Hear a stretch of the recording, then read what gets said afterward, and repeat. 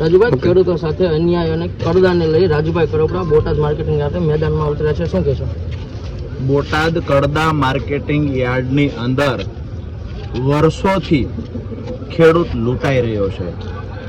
ખેડૂત પોતે આખી સિઝન મહેનત કરે, પરસેવો પાડે, બાળક કરતાં પણ વિશેષ રીતે પાકને ઉછેર કરે, આખો પરિવાર સવારથી લઈ અને રાત સુધી રોજ ભૂંડને ટોવા માટે ખેડૂતો રાત્રે પણ જાગતા હોય.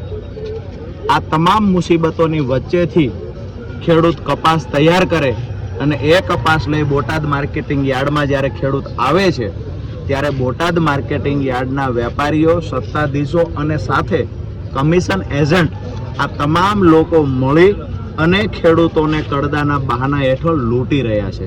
આપની માંગણી શું છે રાજુભાઈ? વર્ષોથી આ પ્રશ્ન હતો, ઘણા ખેડૂતોની ફરિયાદ અમારા સુધી આવી.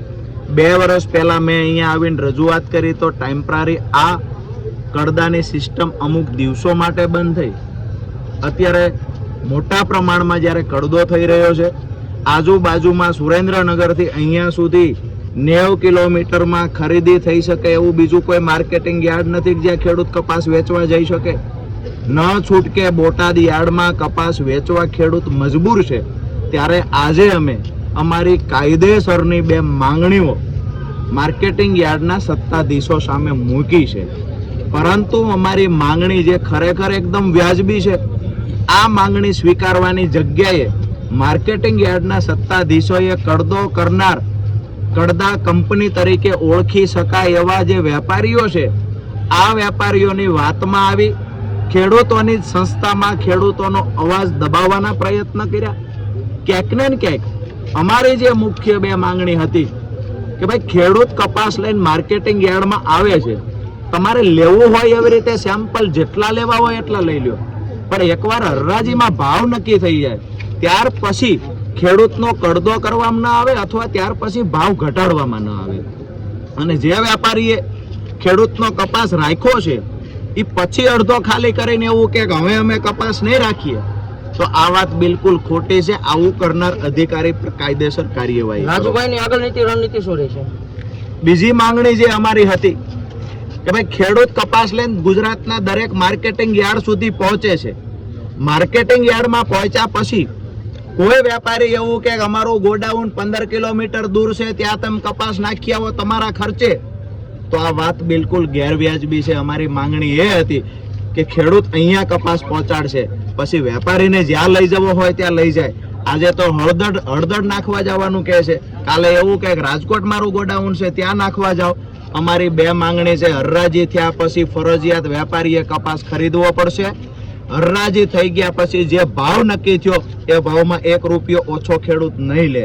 બીજી માંગણી છે કે અહીંયા યાર્ડ સુધી ખેડૂત કપાસ પહોંચાડશે, ખેડૂત કોઈના જીન સુધી કપાસ પહોંચાડવા નહીં જાય.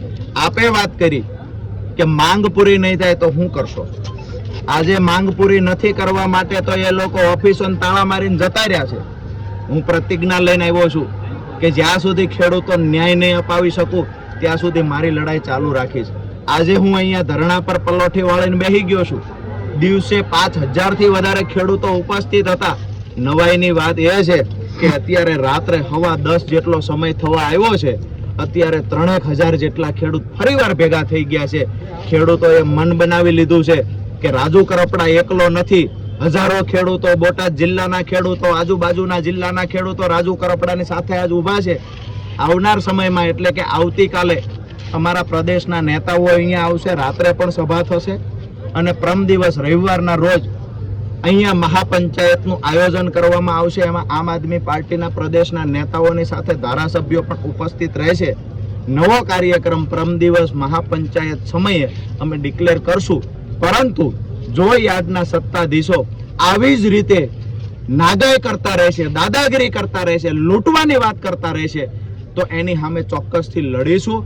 અહીંયાથી લડાઈ ગાંધીનગર સુધી પહોંચાડવી પડે તો પણ અમારી પૂર્ણ તૈયારી છે.